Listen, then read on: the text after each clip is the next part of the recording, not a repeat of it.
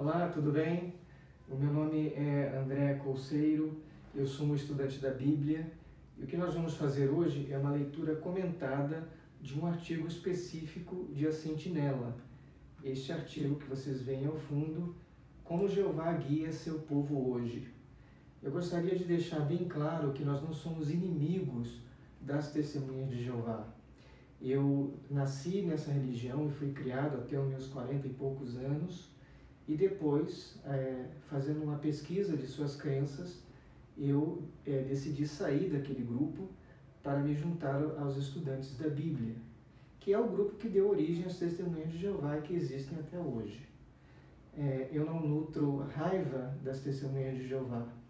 E o que nós vamos fazer hoje é uma avaliação, uma leitura comentada do artigo de A Sentinela, de uma maneira crítica, mas no sentido positivo, e eu gostaria de fazer isso de uma maneira respeitosa, baseada em dados, conforme vocês vão ver.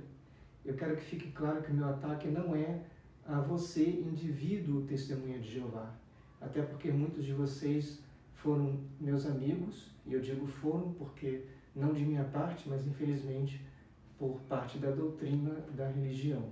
Tenho parentes e muitas pessoas nessa religião.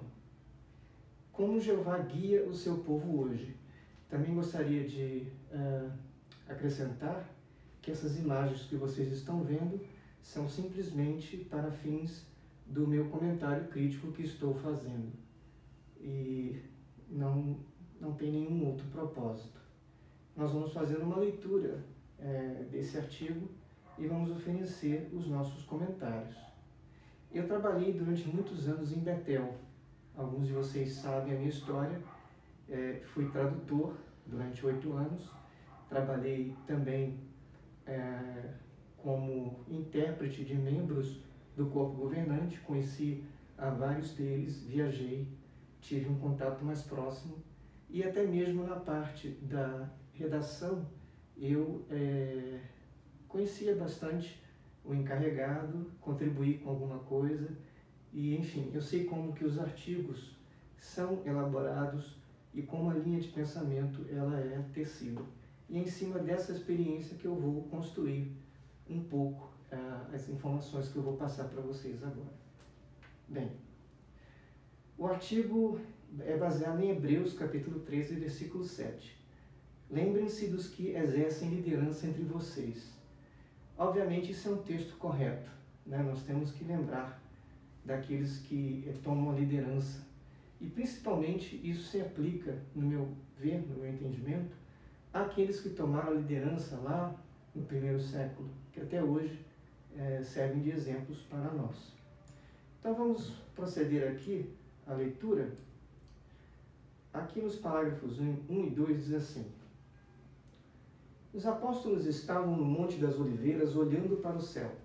Eles tinham acabado de ver Jesus, seu Senhor e amigo, subir para o céu e desaparecer nas nuvens.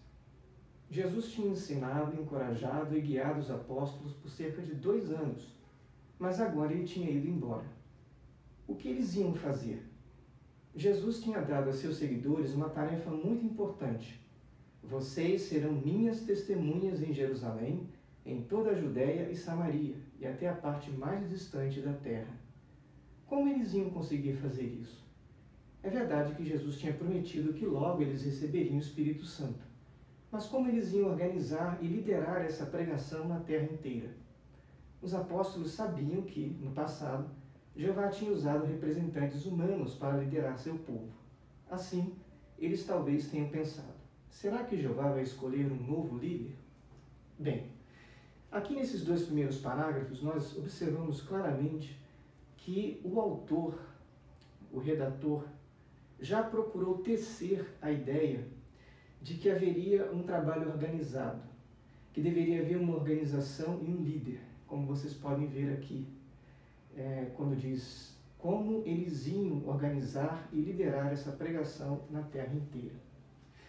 Um comentário que eu faço também é que em Atos 1:8, Jesus disse claramente que os cristãos seriam testemunhas dele, né? Vocês serão minhas testemunhas, né?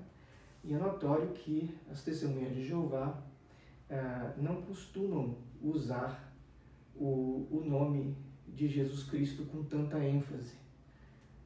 Até no próprio nome deles, eles são testemunhas de Jeová, né? E uma outra parte que eu gostaria de destacar está aqui nessa pergunta final, onde diz: assim, eles talvez tenham pensado, será que Jeová vai escolher um novo líder? Aí eu me pergunto, né? Será que temos base mesmo para dizer que eles talvez tenham pensado isso? Ou Jesus já não tinha deixado uma estrutura bem organizada? Eu até fiz esse comentário aqui, como vocês podem ver aqui, né? Notem a mudança do foco de Jesus para Jeová. Essa é a primeira coisa, né? E o segundo comentário: é altamente improvável que eles tenham pensado nesses termos, porque Jesus já havia dito que o Espírito Santo seria enviado e também que ele mesmo, Jesus, estaria com os discípulos todos os dias, até a terminação do sistema de coisas, ou fim dos tempos, fim do mundo, conforme vertem algumas Bíblias, Mateus 28, 20. Ora, se Jesus estaria com eles, eles já sabiam, Jesus vai estar conosco, né? E Jesus tinha prometido o Espírito Santo e já tinha organizado aquele grupo, né?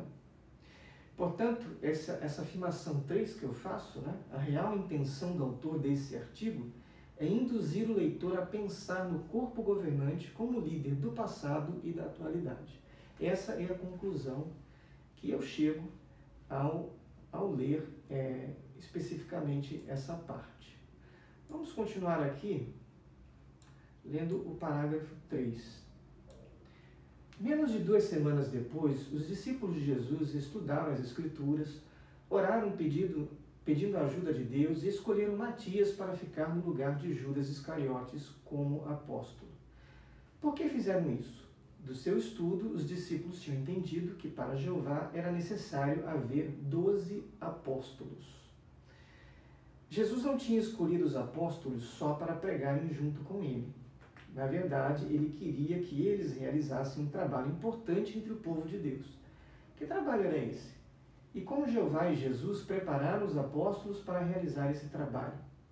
Quem Jeová usa para fazer esse trabalho hoje? E como podemos nos lembrar dos que exercem liderança entre nós, especialmente do escravo fiel e prudente? Bem, aqui o parágrafo já construiu de novo uma linha de pensamento bem clara de que era necessário um trabalho organizado e alguém escolhido por Jeová hoje para fazer isso.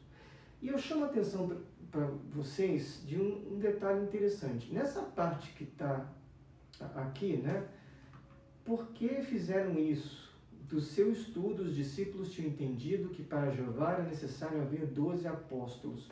O que acontece aqui, vejam, se nós olhamos a edição em inglês desse mesmo parágrafo 3, aqui diz, olha, no parágrafo 3, estão vendo? Olha só. Olha, por que essa escolha era tão importante para eles e para Jeová? Aí diz assim: Matias ocupou uma necessidade organizacional vital. Ora, Matias ocupou uma necessidade organizacional vital. Isso está no inglês, mas curiosamente, olha só, não está no português. Eu realmente não tenho a menor ideia do porquê eles omitiram essa parte. De todo o meu tempo trabalhando na tradução e também com meu contato na redação extraoficial e em alguns casos ajudando também os irmãos da redação, eu jamais vi um caso em que houvesse uma omissão dessa, né? Eles simplesmente disseram em português: do seu estudo, os discípulos tinham entendido que para Jeová era necessário haver 12 apóstolos.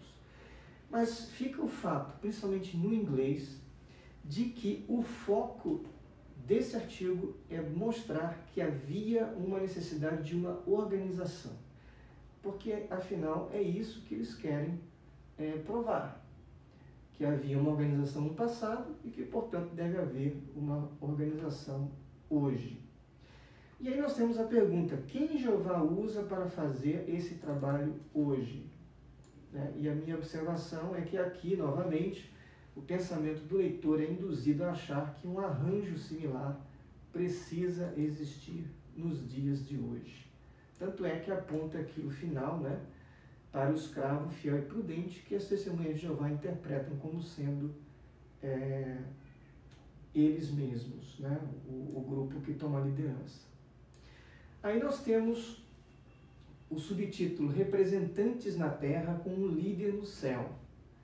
Eu já fiz um comentário aqui no subtítulo, no sentido que este já induz na mente de uma testemunha de Jeová que o representante na Terra é o corpo governante, quando a Bíblia deixa claro que todos os cristãos verdadeiros são embaixadores de Cristo, conforme diz 2 Coríntios 5:20. Da sorte que somos embaixadores da parte de Cristo, como se Deus por nós rogasse. Por nós apenas os apóstolos? Não, por nós, todos nós, cristãos verdadeiros. Rogamo-vos, pois, da parte de Cristo, que vos reconcilieis com Deus. Então esse subtítulo aqui já é um título que usa uma técnica de gatilho. Os que estudam psicologia sabem que algumas palavras elas podem evocar sentimentos e crenças profundas quando uma ideia é repetida muitas vezes numa religião ou partido político. São chamadas de palavras carregadas, do inglês loaded language, ou linguagem carregada. Então, a leitura do parágrafo 4. Os apóstolos começaram a exercer a liderança na congregação cristã na festividade de Pentecostes do ano 33. Nessa ocasião, Pedro se pôs de pé com os 11 e ensinou muitas verdades para uma grande multidão de pessoas. Por causa disso, muitos se tornaram cristãos, e esses novos cristãos continuaram a se dedicar aos ensinamentos dos apóstolos. Como os apóstolos exerciam a liderança na congregação? Os apóstolos cuidavam dos donativos feitos pelos irmãos. Eles também cuidavam da espiritualidade do povo de Deus, se dedicando à oração e ao ministério da palavra. E eles designavam cristãos experientes para pregar em novos territórios. Com o tempo, outros anciãos ungidos se juntaram aos apóstolos na tarefa de tomar a liderança. Esse grupo de irmãos dava orientações às congregações e formava um corpo governante. Então temos aqui nesse parágrafo a construção da ideia de que havia um corpo governante. Quando a Bíblia deixa claro que o que havia era os apóstolos e a autoridade destes. É claro, e secundariamente havia também os anciãos, havia profetas, Bem no princípio aqui do parágrafo 4, diz que os apóstolos começaram a exercer a liderança na congregação cristã na festividade do Pentecostes do ano 33. Aí eu fiz aqui um comentário, E o comentário é esse aqui, olha. O artigo alega que os apóstolos só começaram a exercer a liderança no Pentecostes de 33, era comum. Talvez para fazer uma conexão com o fato de terem recebido o Espírito Santo e de, portanto, serem, entre aspas, ungidos. Mas será que a Bíblia deixa isso claro?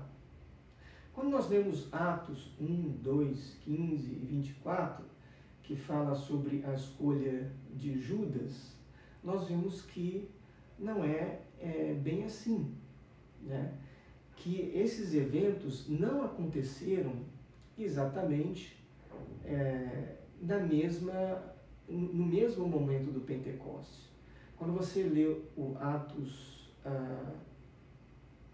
Atos 1 e 2, que fala exatamente da escolha de Judas, fala naqueles dias eles estavam juntados em torno de 120 pessoas lá em Jerusalém.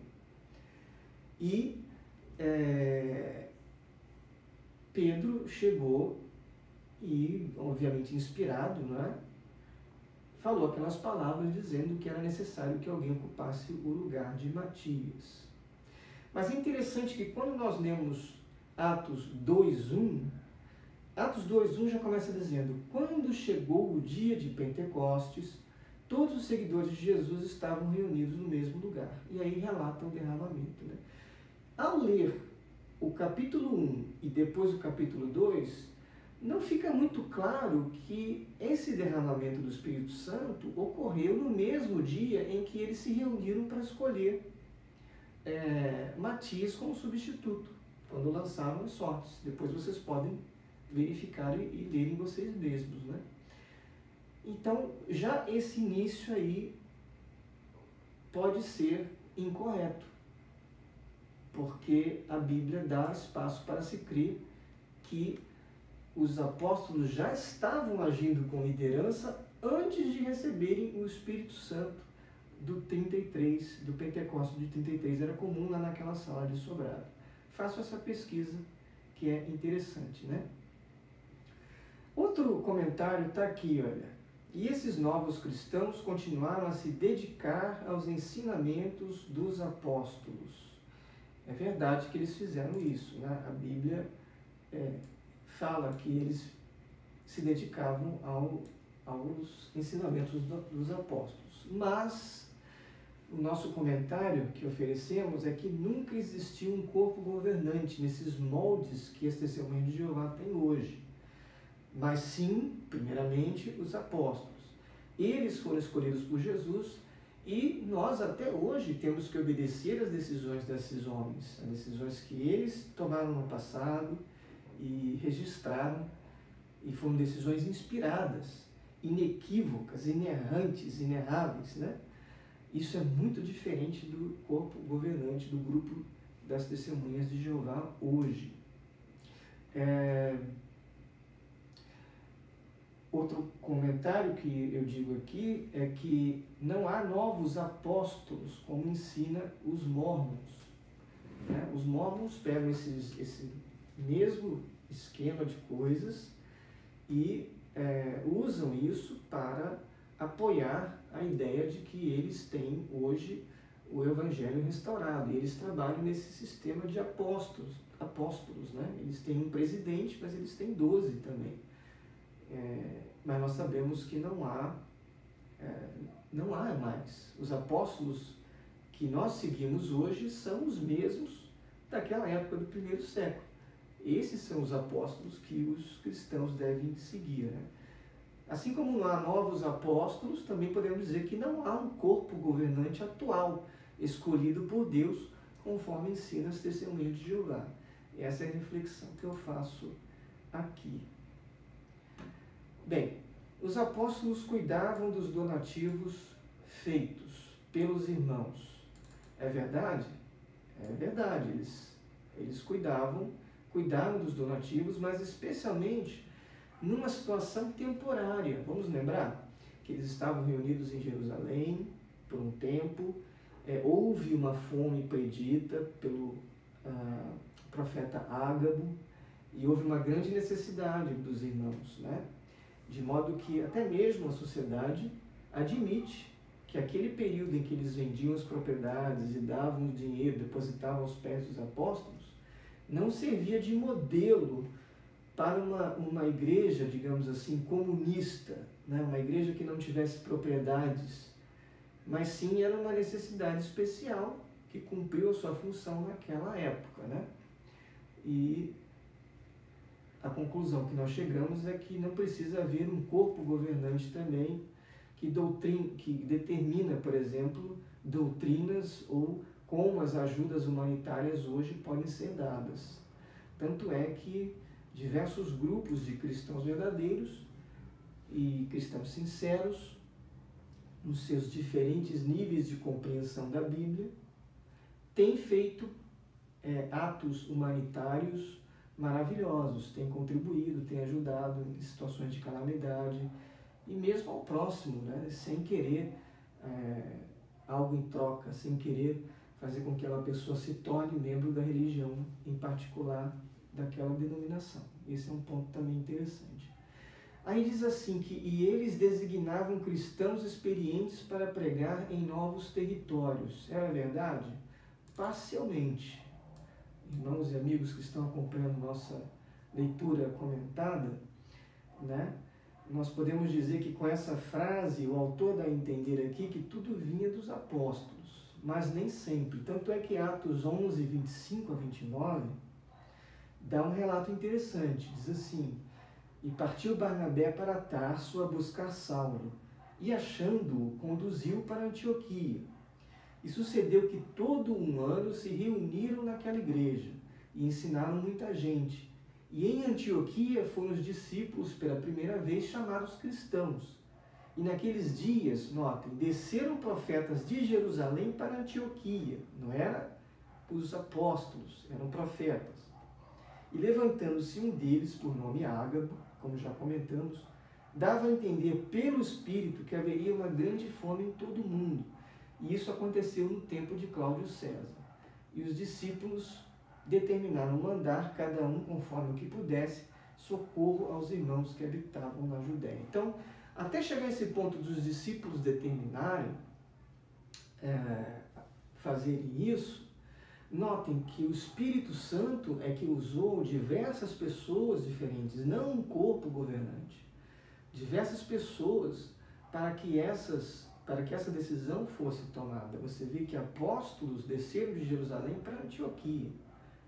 Também, nós sabemos que os apóstolos, eles ficavam em Jerusalém, mas onde foi que foi tomada a decisão para se chamar aquele grupo que antes eles diziam que estavam no caminho, né?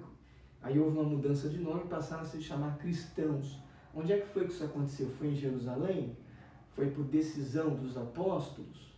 Ou um grupo de apóstolos e anciãos chamados de corpo governante? Não. Foi em Antioquia, pelo Espírito Santo. O que nós vemos aqui? Que havia uma pluralidade, né? Essa ideia de um corpo central tomando decisões absolutas não é exatamente assim. Havia irmãos, sim, com autoridade, mas o sistema organizacional do primeiro século é bem diferente do sistema organizacional das Testemunhas de Jeová hoje. Porque Jesus interferia, o Espírito Santo de Deus interferia com questões inerráveis, de modo bem incisivo, né? E aqui, essa parte em vermelho já fecha essa ideia, né? Com o tempo, outros anciãos ungidos, note aí de novo, essa ideia de anciãos ungidos, como se naquela época não houvesse ancião não ungido, né? Não tem essa diferença. Cristão verdadeiro, se é cristão verdadeiro, se foi aceito no corpo de Cristo espiritual, é ungido e pronto, e acabou, né? E aqui diz que outros anciãos ungidos se juntaram aos apóstolos nessa tarefa de tomar a liderança, e isso aí formava um corpo governante. Isso, como nós estamos vendo, é uma ficção, né? É uma conclusão que você está tentando enquadrar na situação do primeiro século algo que ocorre hoje nas Testemunhas de Jeová, e não é verdade, né? Se nós lemos, por exemplo, Atos 15, 2, né, onde diz: tendo tido Paulo e Barnabé não pequena discussão e contenda contra eles, resolveu-se que Paulo e Barnabé e alguns dentre eles subissem a Jerusalém aos apóstolos e aos anciãos sobre aquela questão. Então nós temos aqui aquela contenda da circuncisão, se lembra? E aí ficou resolvido que Paulo e Barnabé iriam a Jerusalém aos apóstolos e aos anciãos. Queria dizer isso, que só os apóstolos e os anciãos tomavam decisões? Era um corpo governante? É isso que nós vamos ver agora. A questão era a circuncisão, como já foi dito, né? A torre destaca o versículo 2, que fala dos apóstolos e anciãos. Mas notem o versículo 22, onde diz: então pareceu bem aos apóstolos e aos anciãos, como a toda a igreja. Olhem, como a toda a igreja, eleger homens dentre eles e enviá-los com Paulo e Barnabé a Antioquia, a saber, Judas, chamado Barsabás, e Silas. Então, você vê, além dos apóstolos e dos anciãos, tinha toda a igreja participando desse processo de decisão. Não é assim que se vê um corpo governante, né?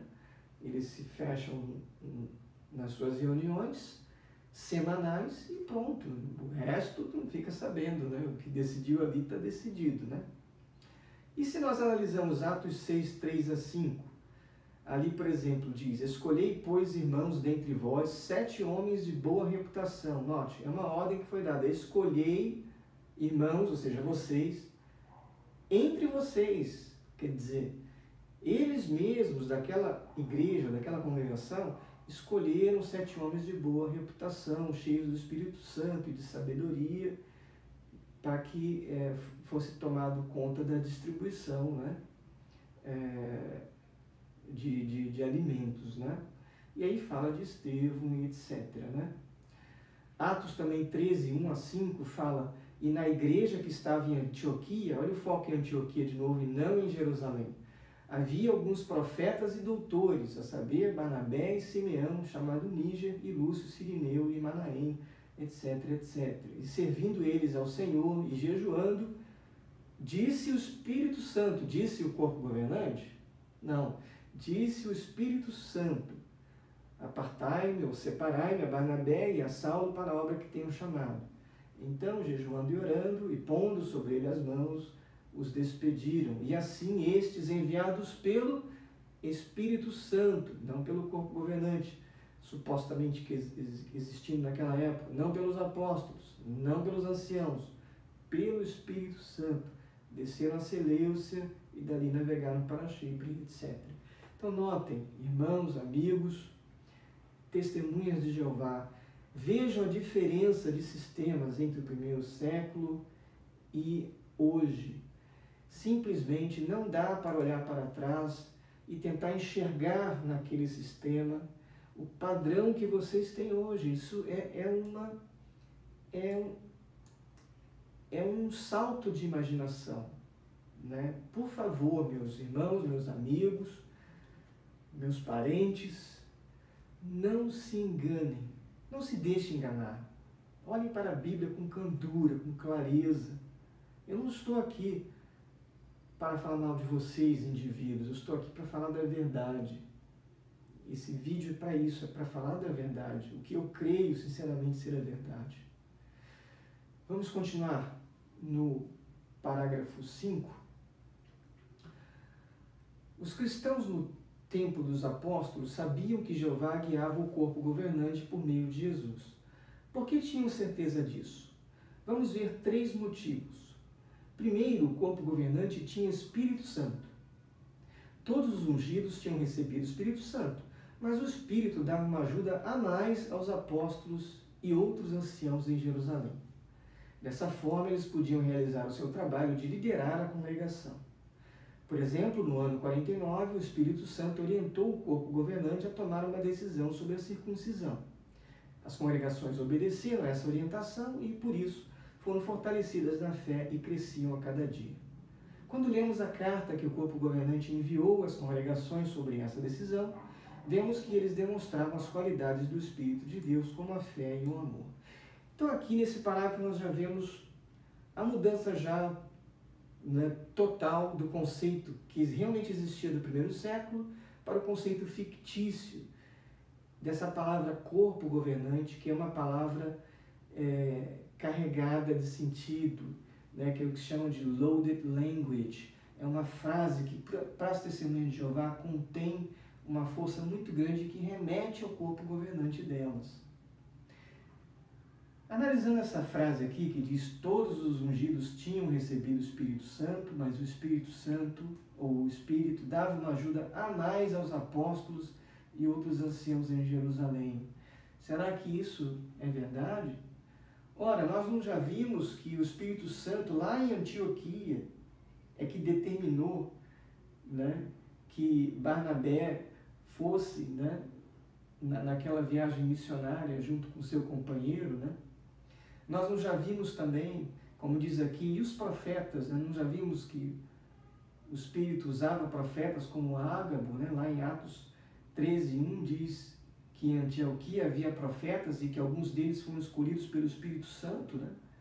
Como no caso de Ágabo, que nós já vimos, né? E esse texto até já lemos, né? Que desceram profetas de Jerusalém para Antioquia. Então, nós vemos que o Espírito Santo ele agia nos cristãos, independentemente de serem de um grupo específico. É claro que aquele grupo, do caso dos apóstolos, tinha autoridade delegada por Jesus, eles tinham uma responsabilidade maior. Mas é uma falácia, é um erro de raciocínio dizer que o Espírito dava uma ajuda a mais aos apóstolos e outros anciãos em Jerusalém, porque não é isso que a história diz, né? O que na verdade o autor aqui está tentando construir é a ideia de que o Espírito Santo age em todas as testemunhas de Jeová, mas age a mais no corpo governante atual. Essa, na verdade, nas entrelinhas, é a ideia que o autor está tentando passar para você, que é a testemunha de Jeová. E também a ideia de obediência, como diz aqui, né? As congregações obedeceram a essa orientação e por isso foram fortalecidas. Então, todo o artigo visa reforçar aquelas mesmas coisas que nós conhecemos. O parágrafo 6. E em breve nós vamos fazer uma pausa para que o vídeo não fique muito longo. O parágrafo 6 diz assim: segundo, eles receberam a ajuda de anjos. Veja um exemplo. Cornélio era um homem que queria servir a Deus, mas era gentio, ou seja, ele não era judeu. Um anjo disse para ele chamar o apóstolo Pedro. Nem Cornélio, nem os outros homens ali eram circuncidados. Mesmo assim, depois que Pedro pregou para Cornélio e seus familiares, eles receberam o Espírito Santo. Isso ajudou os apóstolos e os irmãos a entender que Jeová queria que eles aceitassem os gentios incircuncisos na congregação. Cornélio foi o primeiro gentio incircunciso a ser batizado. Os anjos apoiavam a pregação e ajudavam a obra a crescer. Terceiro, o corpo governante era guiado pela palavra de Deus. Eles usavam as escrituras para liderar a congregação. E quando surgiam dúvidas sobre certos ensinos, eles procuravam orientação das escrituras para saber o que fazer. Então vamos a alguns comentários aqui. Primeiro, com relação aos anjos apoiarem a pregação. É verdade que os anjos, eles se envolveram em ocasiões bem específicas no primeiro século, em que eles eram usados principalmente para ministrar àqueles que vão herdar a salvação. Mas note que esses anjos estão mais envolvidos com essa obra de ministrar ou ajudar os que já são membros do corpo de Cristo. Esse é um ponto importante. Mais à frente nós vamos ver a construção que as testemunhas de Jeová fizeram disso. Diz aqui também que o corpo governante era guiado pela palavra de Deus. Novamente temos aqui uma loaded word, ou seja, uma palavra carregada. O termo corpo governante está sendo usado para reduzir toda aquela diversidade do primeiro século a uma palavra gatilho que faz lembrar as testemunhas de Jeová do corpo governante delas. É isso que está acontecendo aqui, né? O corpo governante era guiado pela palavra de Deus. Claro, todos os cristãos do primeiro século eram guiados pela palavra de Deus. Nas congregações, mulheres profetizavam. Não seriam elas guiadas pela palavra de Deus? Né? Muito bem. E diz também que eles procuravam a orientação das Escrituras para saber o que fazer. E isso é verdade. Mas notem, no primeiro século, amigos, eles eram inspirados. Ou seja, toda e qualquer interpretação das Escrituras que eles dessem era infalível. Já o corpo governante atual das testemunhas de Jeová não tem esse poder como nós já vimos, nas diferentes interpretações, nas mudanças, e nós vamos falar disso mais à frente, né? Mas esse parágrafo está sendo construído desse jeito para tentar depois encaixar o que o corpo governante atual das Testemunhas de Jeová faz. Então eles estão reduzindo algumas ideias que aconteciam no primeiro século, estão usando palavras carregadas, palavras gatilhos que evocam na mente das Testemunhas de Jeová o corpo governante delas, não do primeiro século, para poder construir essa ideia de que esse povo, essa religião, é conduzida por... e apenas elas são conduzidas por Deus. Vamos ao último parágrafo dessa primeira parte da nossa consideração, que é o parágrafo 7, que diz assim: o corpo governante tinha autoridade na congregação, mas eles sabiam que seu líder era Jesus. Por que podemos dizer isso? O apóstolo Paulo disse que foi Cristo quem designou alguns como apóstolos. Ele disse também que Cristo era o cabeça, o líder da congregação. E, em vez de serem conhecidos como seguidores de algum apóstolo, por direção divina, foram chamados de cristãos, deixando claro que eram seguidores de Cristo. Paulo sabia que era importante se apegar às tradições, ou seja, as coisas que os apóstolos e outros irmãos da liderança ensinavam com a base na Bíblia. Mas ele disse: quero que saibam que o cabeça de todo homem, incluindo todos os membros do corpo governante, é o Cristo. E o cabeça do Cristo é Deus. O líder da congregação não era nenhum homem na terra, mas Jesus no céu, escolhido por Jeová. Ora, é verdade que no primeiro século o líder de todos os cristãos era Jesus Cristo. Mas por quê? Porque eles tinham a influência direta e inerrante do Espírito Santo. Portanto, tudo o que aqueles homens determinavam era a absoluta vontade de Jesus Cristo, o real cabeça da congregação. Mas eu pergunto a você, amigo, parente, testemunha de Jeová, é assim com o corpo governante? Por mais que sejam sinceros, por mais que estudem a Bíblia, eles não têm o mesmo poder de discernimento e de decisão que esses homens inspirados tinham do primeiro século. E aqui nós temos novamente uma ideia, no parágrafo inteiro nós temos uma ideia de reducionismo, ou seja, nós estamos pegando toda aquela situação do primeiro século, reduzindo algumas palavras-chave, palavra gatilho, como corpo governante, como liderança, cabeça, Jesus, para depois poder aplicar isso às testemunhas de Jeová. Quando, na verdade, e isso de qualquer religião, você só vai estar se colocando debaixo da liderança de Cristo quando o ensino do seu líder realmente refletir a vontade de Deus e o que Jesus ensinou. Porque se o seu líder humano ensinar algo errado e você se submeter a ele, você não vai estar se submetendo à liderança de Cristo. Por isso que hoje, nós que vivemos numa era diferente, em que não temos mais os milagres e a inspiração do Espírito Santo, temos que ter a humildade de reconhecer que nós podemos cometer erros e devemos constantemente avaliar as nossas crenças e provar se realmente estamos na verdade e, portanto, sendo liderado pelo nosso cabeça, que é Jesus Cristo. Aqui, então, eu faço uma pausa desses primeiros 7 parágrafos.